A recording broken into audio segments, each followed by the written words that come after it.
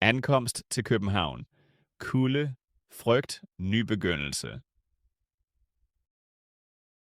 Lina sidder i toget og ser snefnu på ruden. Hendes hjerte banker hurtigt af spænding og frygt. Hun har 2 tasker og en tung rygsæk med sig. Dørene åbner, Københavns hovedbanegård dukker op. Koldt gråt, neonlys, mange stemmer fylder hallen. Lina stiger af og mærker kold luft i ansigtet. Hun følger strømmen af mennesker. Den larmende station gør hende svimmel. Hun søger efter elevatoren, men hun forstår ikke skiltene med det samme. En mand støder ind i hende, mumler noget og forsvinder. Lina hvisker undskyld, men ingen hører det. Hun føler sig lille mellem kufferter, larm og fremmede ansigter. Hun tænker roligt, kun for skridt mere. Hun finder rulletrappen og stiller sig på trinene. En rulletrappe er en trappe, som bevæger sig. Man står på den og kører op eller ned. Rulletrappen piver, men Lina er taknemmelig for hjælpen. Ovenpå ser hun enorme glastage og blinkende reklamer. Hun vil hen til udgangen, men der er mange veje. Hun vælger en tunnel med skiltet Istedgade. I tunnelen er der koldt, gulvet skinner vådt.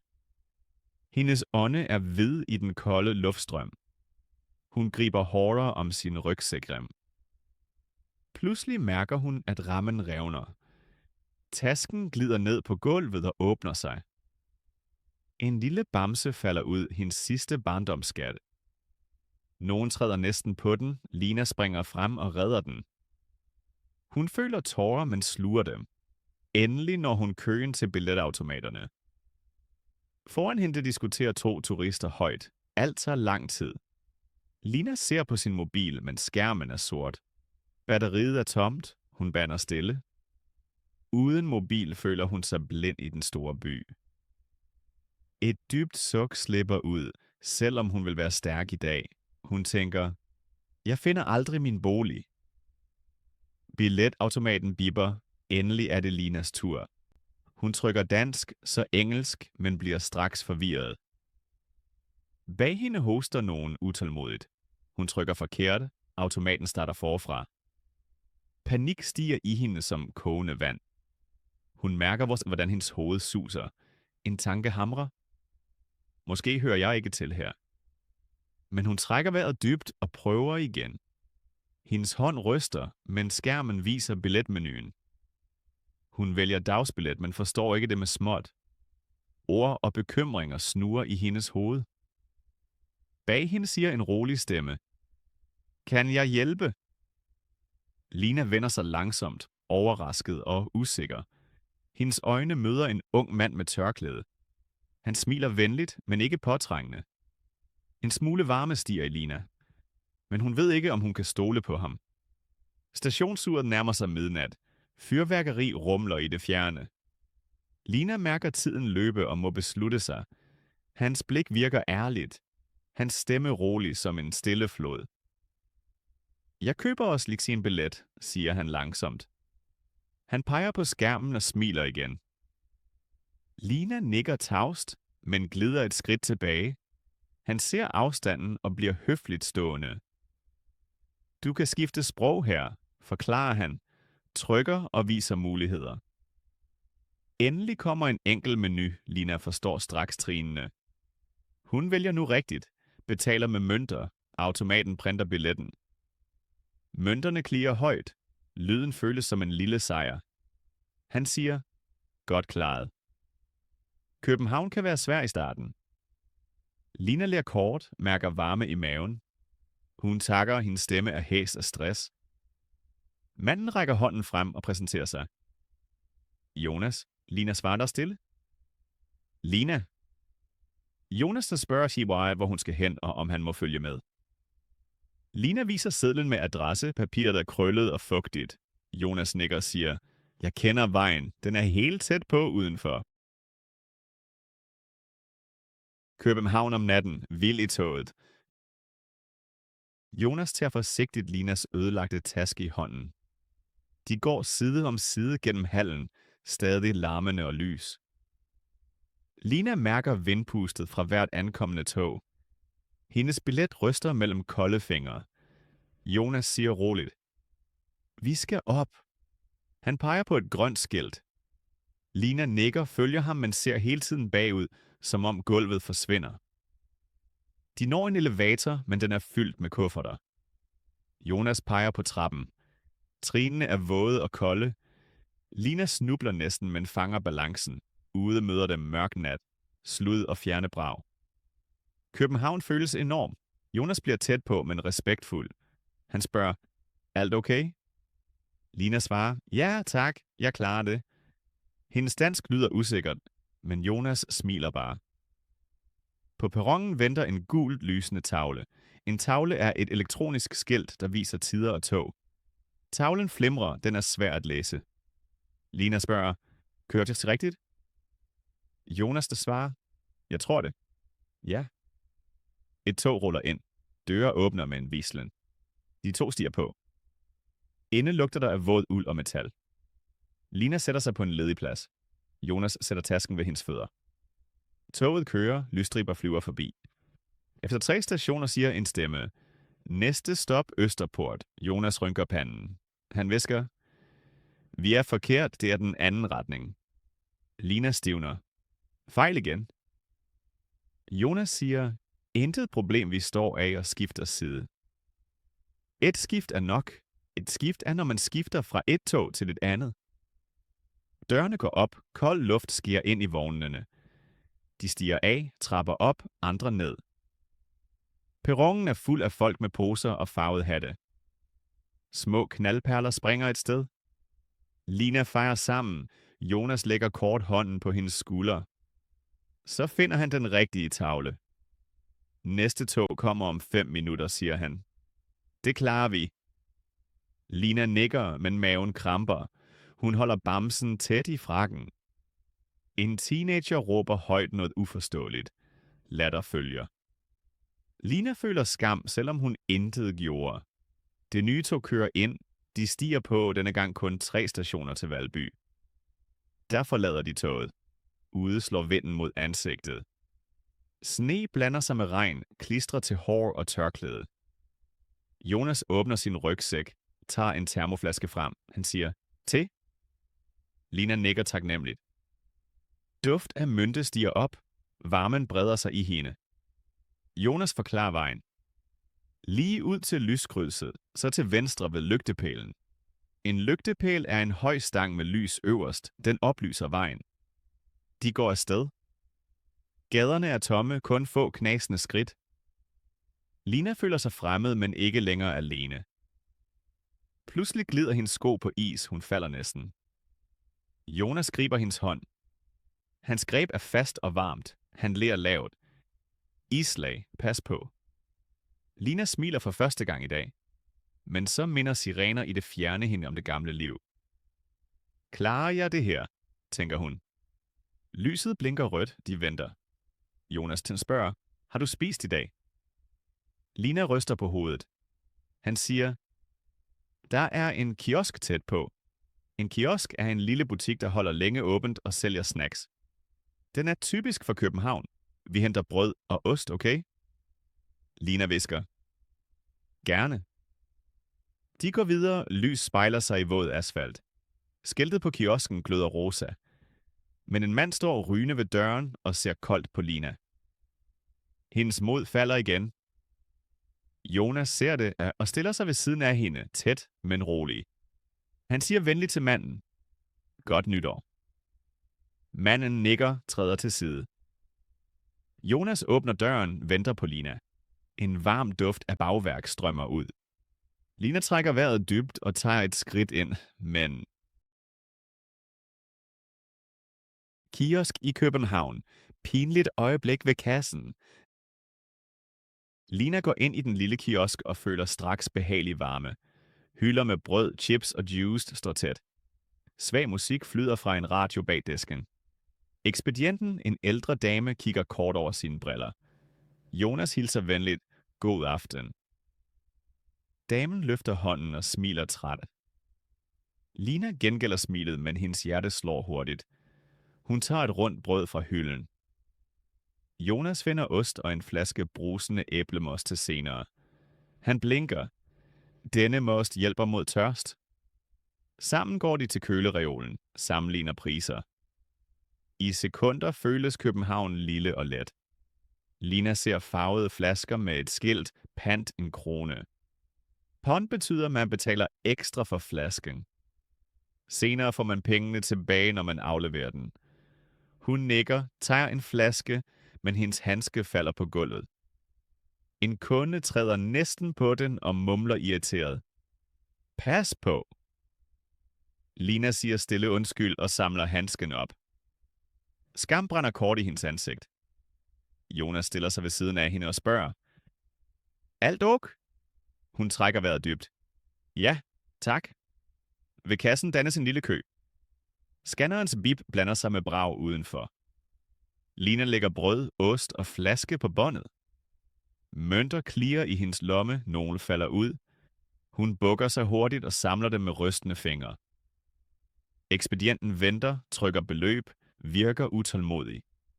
Jonas hjælper lægger ekstra mønter til. Endelig er alt betalt. Jonas ønsker godt nytår. Ekspedienten smiler nu ægte og svarer det samme. Udenfor møder dem igen den frostige nattevind. Jonas pakker varerne i Linas rygsæk, passer på den ødelagte rem. Så siger han, jeg kender en stille legeplads om hjørnet. Der kan vi spise, indtil fyrværkeriet starter. Lina nikker og følger ham ind i en mørk sidegade. Lygter kaster gult lys på vådebrosten. I det fjerne glimter første raketter overtagende. Lydene får Lina til at fare sammen, men Jonas taler beroligende. Han fortæller sig, hvordan også han engang følte sig fremmed. Hans stemme føles som et varmt tørklæde om Linas sjæl. På den lille plads sætter de sig på en træbænk. Brødlugt blander sig med kold luft og røg. De deler brødet, skærer ost med Jonas lommekniv.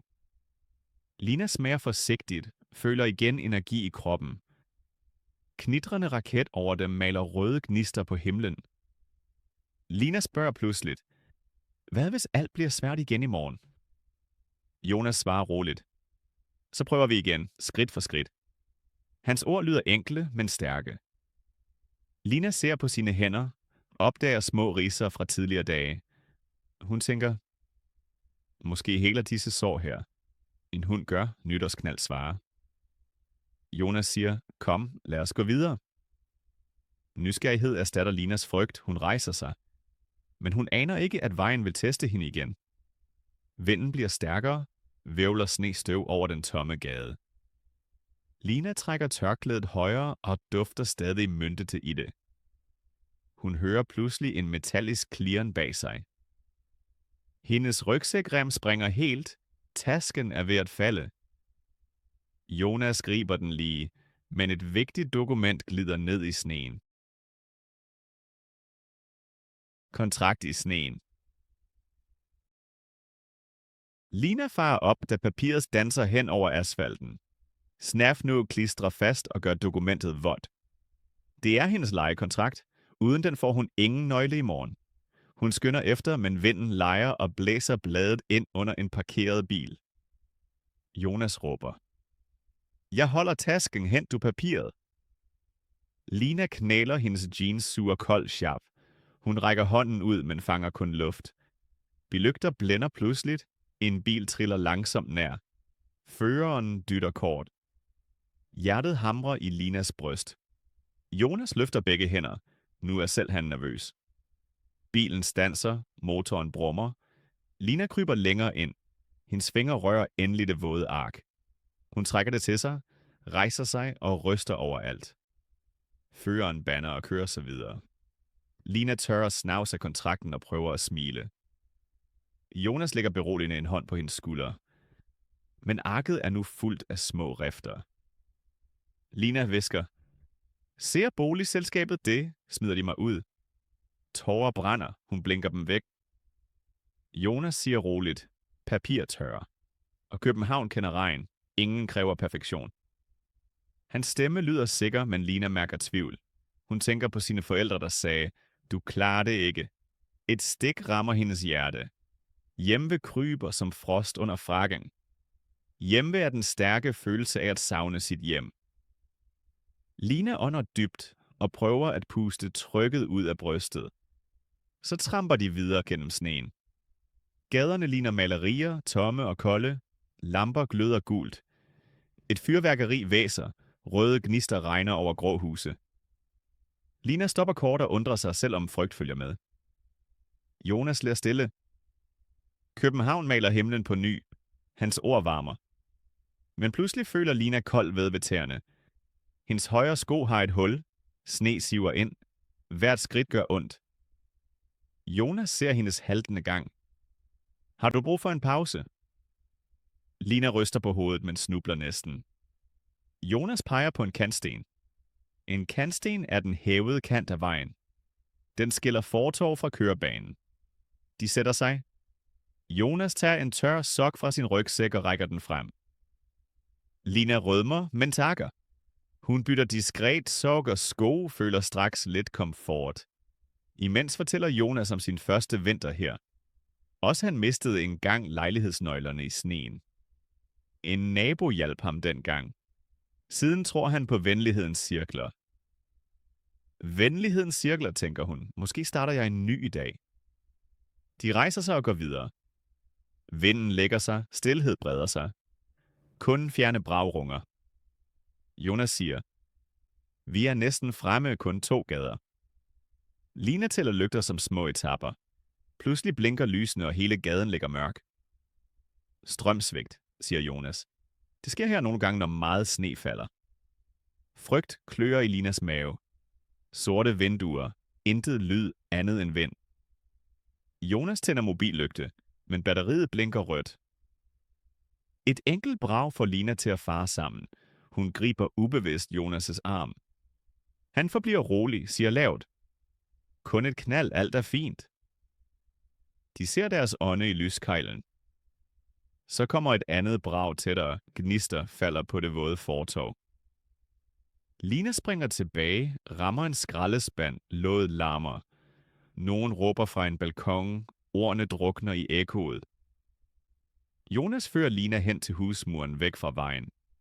Der er en lille passage mellem mursten. De går ind og finder læ for vind og gnister. Mørke omslutter dem, men de hører deres egne hjerter. Lina hvisker, hvorfor skal alt være så svært?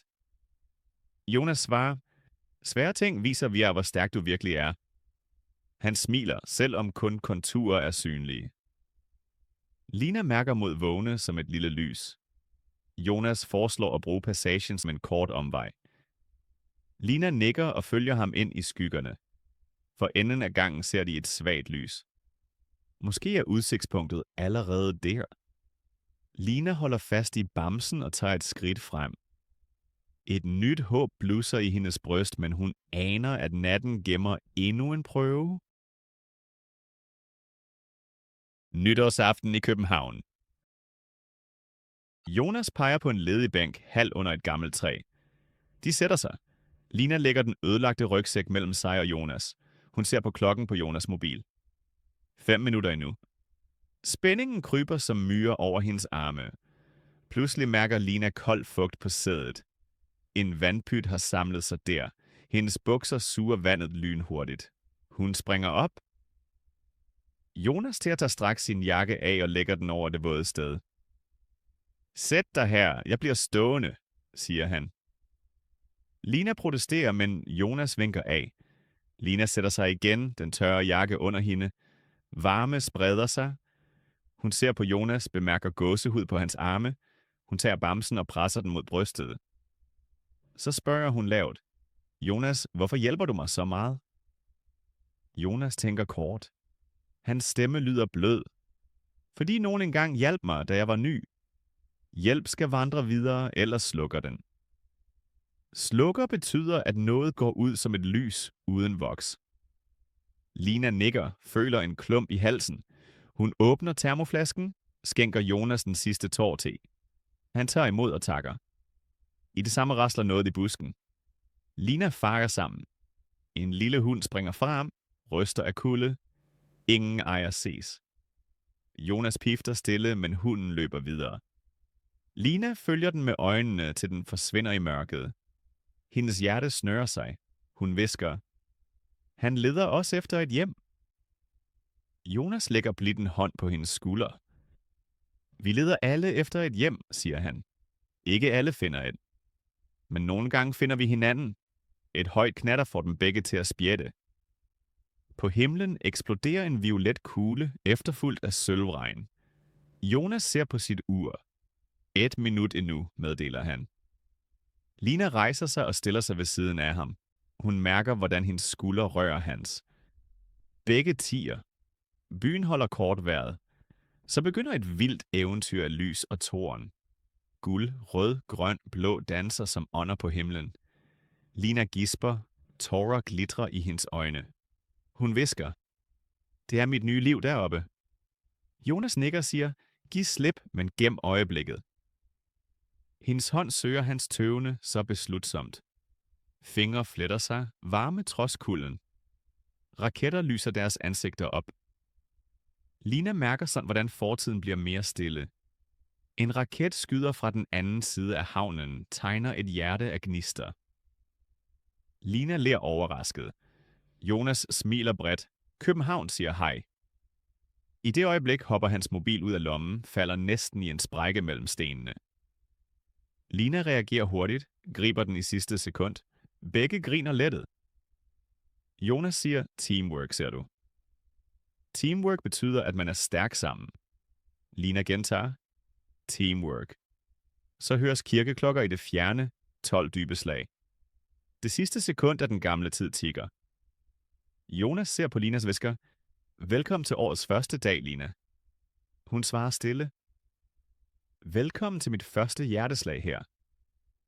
Klokke 12 stilner, en kæmpe ildkugle gør natten dagslys. Lina lukker kort øjnene, trækker håb ind. Da hun åbner, virker verden anderledes. Stadig larmende, men ikke længere truende. Jonas så spørger, er du klar til at gå videre? Lina siger, ja. Hun mærker sin hånd i hans. En mild vind fører røgen væk. Lina løfter rygsækken, mærker den er lettere, selvom intet mangler. Måske er det mig, tænker hun. Endelig hjemme. Nøglen væk og så fundet. Røgen fra fyrværkeriet driver langsomt væk. Lina holder Jonas' hånd, føler denne gang ingen frygt. Hun spørger, er min bolig langt væk? Jonas ryster på hovedet. 5 minutter endnu. Lina smiler og trækker vejret dybt. Hendes brystkasse løfter sig frit. Nogle vinduer lyser allerede. Andre er mørke som dyb søvn. Jonas forklarer, folk fejrer længe her. Nogle sover alligevel nu. Lina nikker. Hun føler træthed i hver fiber, men håb holder hende vågen. For enden af vejen ser de et gammelt murstenshus. Lidt maling skaller, men huset virker venligt. Et gult lys brænder over hoveddøren. En hoveddør er den dør, som fører fra ude til inde i et hjem. Lina stopper og stiger på døren. Hendes hjerte banker højt. Jonas spørger, alt godt? Lina viser lejekontrakten. Papiret er tørt igen, men krøllet. Hun siger, her skal jeg bo. Jonas nikker. Så lad os gå ind. Lina leder efter nøglen i sin frakkelomme. Kolde fingre famler blindt. Kun nogle mønter og bamsen dukker op. Panik krasser igen. Jonas forbliver rolig. Måske i tasken. Lina åbner rygsækken. Brødkrummer og tæudstyr rasler. Ingen nøgle. Hendes åndedrag bliver hektisk. Måske tabte jeg den i toget, hvisker hun. Tårer glitrer. Jonas lægger hånden på hendes ryg. Vi søger systematisk. Han sætter rygsækken i lyset, mærker hver lomme. Helt i bunden ligger en lille kuvert. I den blinker en sølvnøgle. Lina ler lettet, tårer ruller alligevel. Jonas tørrer dem blidt væk med sit halstørklæde. Lina siger, uden dig var jeg blevet udenfor. Jonas svarer, du havde fundet en løsning, bare lidt senere. Hun sætter nøglen i låsen. Den sidder fast først, Jonas viser. Drej let til venstre, så til højre. Klik. Døren åbner sig. En gang ligger foran dem. Gamle fliser lugter støv og varme. En lyskontakt sidder ved karmen. En lyskontakt er en lille knap på væggen. Man trykker den, lyset tændes eller slukkes. Lina trykker, men intet sker. Strømmen død? Jonas prøver selv stadig mørkt. Han siger, måske en sikring i kælderen. Lina føler udmattelse. Hun sukker. Jeg orker ikke en kælder i dag. Jonas nikker forstående. Så bruger vi mobillys, til du sover. De går op ad trappen. Trætrin knirker. Loftet lugter af gammelt træ. Anden sal, dør nummer 3. Lina drejer nøglen igen. Låsen spænder stille. Lejligheden åbner sig i mørke. Mobillyset oplyser væggene. Et lille værelse, en seng, et bord, et højt vindue. Støv danser i den tynde lysstråle. Lina sætter rygsækken, hendes knæ ryster. Jonas spørger, vil du være alene et øjeblik? Lina tænker, ryster så på hovedet. Bliv 2 minutter endnu. Jonas stiller tin på bordet. Termoflasken er næsten tom. De sætter sig på sengen. Madrassen piver, men føles blød. Lina drikker en lille slurk. Trætheden falder som en tung kappe, men hun kæmper, vil mærke øjeblikket bevidst. Jonas kigger ud af vinduet. Han siger, himlen lysner langsomt. Faktisk ses en mørkeblå stribe i øst. Lina hvisker, første dag i det nye år begynder snart.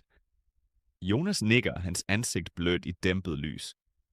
Lina lægger bamsen ved siden af sig. Hun siger, jeg er bange for i morgen, men jeg glæder mig også. Jonas svarer, frygt og glæde kan være venner.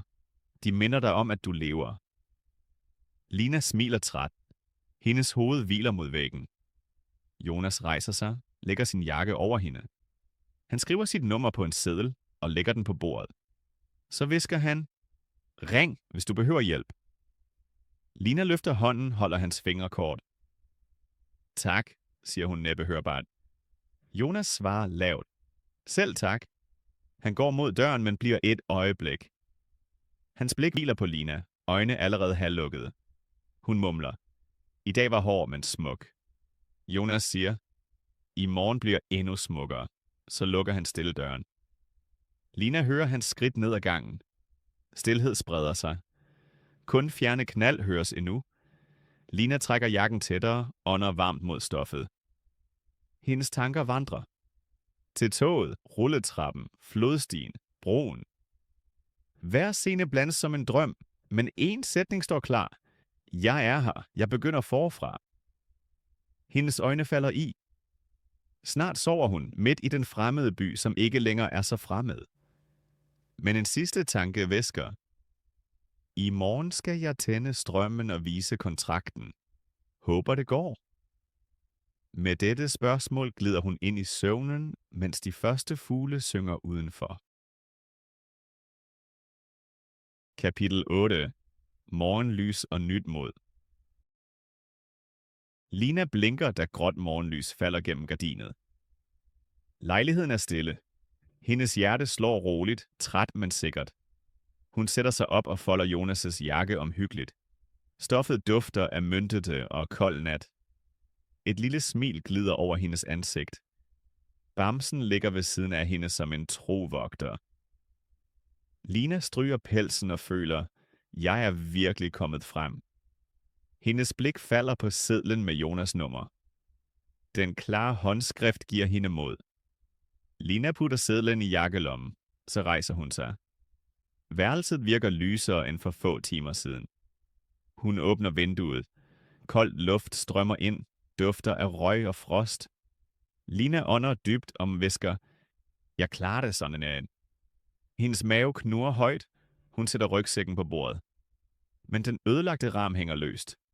Lina tager ned den saks, klipper frynser af og binder stroppen fast. Rygsækken holder igen, enkel og stærk. Nu vil hun koge te. Men lyset forbliver slukket. Ingen strøm. Hun sukker, dog uden panik. Først sikringen, tænker hun. Med mobillyset går hun i gang så ned i den mørke kælder. Der hænger en sikringsboks på væggen. En sikringsboks er en kasse med kontakter. Den styrer strømmen i huset. Kontakten for lejlighed 3 står nede. Lina løfter hånden og skubber den op. Et svagt klik, derefter summen ovenfra. Strømmen kører. Hun går op igen. I køkkenet lyser en rød lampe på elkedlen. Lina jubler stille, fylder vand på og stiller en kop klar.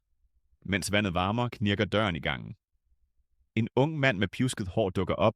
Han har hjemmesko på og gaber. Godmorgen, siger han venligt. Lina svarer, godmorgen. Han præsenterer sig.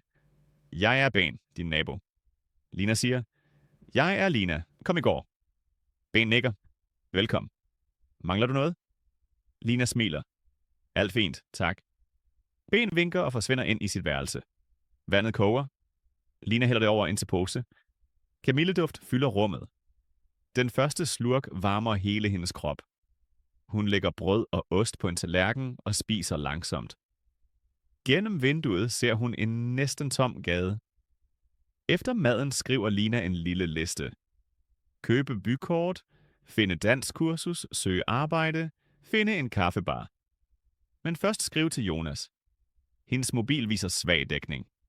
Hun taster en besked. Tak for alt, Jonas. Teen smager dobbelt så godt med lys på. Måske en gåtur senere. Send. Pludselig bipper et vækkeur fra Bens værelse. Et vækkeur er et apparat, der vækker med en lyd. Lina griner af det. Hun tager jakke, tørklæde og den reparerede rygsæk på. Ved døren lægger hun hånden på hjertet. Hun siger stille. Jeg er her. Jeg begynder forfra. Så åbner hun lejlighedsdøren. Gangen dufter af frisk kaffe fra et andet køkken. Nede foran huset trækker Lina kold vinterluft ind. Biler suser fjernt, fugle kvidrer forsigtigt. Byen ligger stille, klar til nye fortællinger. Lina trækker tørklædet højere, tager det første skridt på fortovet. Bag hende lukker hoveddøren blødt. Foran hende ligger København, hvid og åben. En ny dag, en ny chance. Lina smiler bredt og går, skridt for skridt ind i årets første dag. Skridt for skridt ind i sit nye livs første dag.